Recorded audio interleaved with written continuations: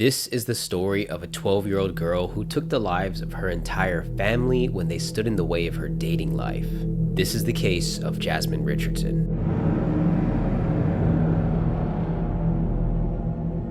This is 12-year-old Jasmine Richardson, and in 2006, she lived with her family in Alberta, Canada. Her father's name was Mark, and he was married to her mother Deborah for over 15 years. The couple had 2 children, with their first being Jasmine and the second being her younger brother, Tyler. The family seemed normal, and they lived a relatively quiet life in the city of Medicine Hat. Everyone in the family got along, and the children grew up with 2 loving parents who gave them everything they could ask for. As Jasmine grew older, she started going through the changes that every teenager faces when they start getting older. Jasmine started hanging around older people, following bad influences, and really enjoyed using the internet. Through the use of the family computer, Jasmine was able to see what life had to offer outside of her small town in Canada. Jasmine grew infatuated with the alternative lifestyle, and her parents immediately saw a change in her personality. Through her early elementary and middle school years, Jasmine was smart, loving, and even made the honor roll multiple times at school. As Jasmine began going through puberty, she became rebellious and started showing some major changes in her personality. Jasmine changed the way she dressed, isolated herself from her family, and even started sneaking out in the late hours of the night. At this time, Jasmine's online presence drastically increased, and she started visiting websites like MySpace and other online chat rooms. Jasmine's online profiles highlighted her interests that just did not match what her parents had grown to know throughout her entire life. Jasmine showed an interest in drugs, alcohol, and even shared explicit content with other people that she connected to online. In one of her online profiles, she even listed Jeffrey Dahmer as one of her inspirations and started empathizing with other violent individuals. Around this time, the people that Jasmine spent her time with just further encouraged her rebellious behavior. One of these people turned out to be 23-year-old Jeremy Steinke. Jeremy was an extremely troubled individual, to put it lightly. Jeremy grew up surrounded by violence and drama and lived in a broken home. Jeremy's mother was constantly in and out of abusive relationships, and the two were frequently moving neighborhoods due to their changing circumstances. Jeremy had no other choice but to look up to his mother's boyfriends as his role models.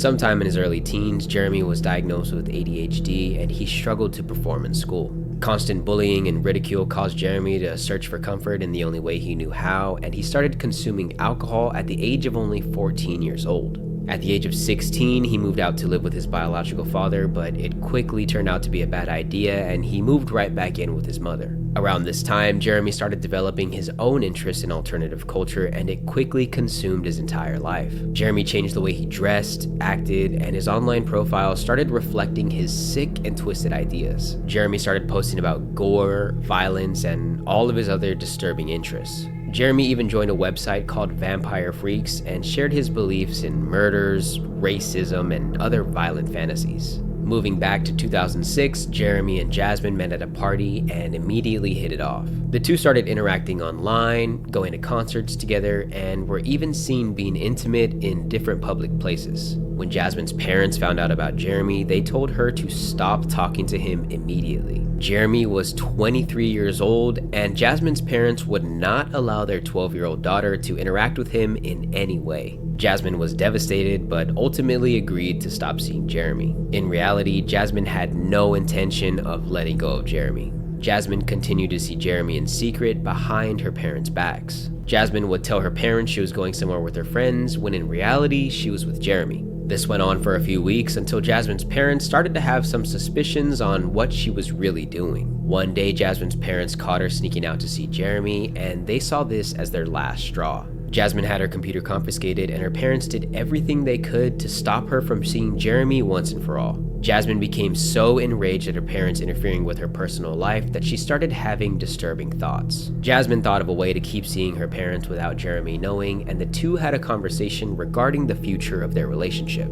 Jasmine shared her negative thoughts of her parents getting in the way, and Jeremy wholeheartedly agreed. The two then began plotting a way to get rid of Jasmine's parents for good. Jasmine suggested that Jeremy take the lives of her family, and the two could then run away together. Jeremy was quick to agree and was excited he could finally bring his violent fantasies to life. On the night of April 23, 2006, Jeremy approached Jasmine's house while drunk and high on multiple different drugs. Jasmine had advised Jeremy to enter through a basement window that she left open for him ahead of time. Jeremy was disoriented and stumbled loudly through the window before landing on the basement floor. The noise was so loud it drew the attention of Jasmine's mother, Deborah, and she walked down the stairs to see what was going on. Jeremy quickly got up and attacked her with the knife, all while she was screaming for help. Jasmine's father, Mark, rushed down the stairs to the basement when he ran into Jeremy, soaked in his wife's blood. Jeremy then attacked Mark and stabbed him repeatedly. Mark used his final breaths to ask Jeremy why he was doing this, and he responded, "This is what your daughter wanted." When both of Jasmine's parents were taken out, Jeremy had one last target he had to consider. Jasmine's 8-year-old brother Tyler hid in his room, terrified at what he had just heard right outside his bedroom door. Jasmine and Jeremy then talked for a few minutes, deciding on what to do with her little brother. The two eventually decided that he was too sensitive to become an orphan, and the only logical choice was to take his life. When the two entered his room, Tyler tried to fight them off with his toy lightsaber. Jeremy and Jasmine quickly overpowered him and took turns stabbing Tyler with a knife. After he was sure all members of the Richardson family were dead, Jeremy got in his truck and drove back to his trailer. Jasmine stuck around to clean up a bit of the scene and start packing her belongings into a bag. When she had everything she needed, Jasmine called a cab that took her directly to Jeremy's trailer. When Jasmine arrived, her and Jeremy celebrated by having intercourse. Once the two were finished, they cleaned up and drove to a party that was going on nearby. While at the party, they laughed, smiled, and joked about what they had just done. Jeremy recalled killing Jasmine's parents, while Jasmine recalled the noises that her little brother made while they were stabbing him. After the party, the two were tracked down at a convenience store and were arrested for the murders of the Richardson family. At the time of her arrest, Jasmine was still only 12 years old, and the brutality of the attack shocked the country. Because of Canadian law, Jasmine could not be tried as an adult and had a maximum sentence of 10 years. Jeremy was found guilty on 3 counts of first-degree murder and sentenced to 3 life sentences. Jasmine was later found guilty on all 3 counts of first-degree murder and was sentenced to 10 years in prison. In 2016, Jasmine completed her prison sentence and was released back to society. Jasmine then had her name legally changed and her criminal record was completely expunged. Thank you for watching today's video. Please subscribe to see more of my content, and I hope you have a great rest of your day. Until next time.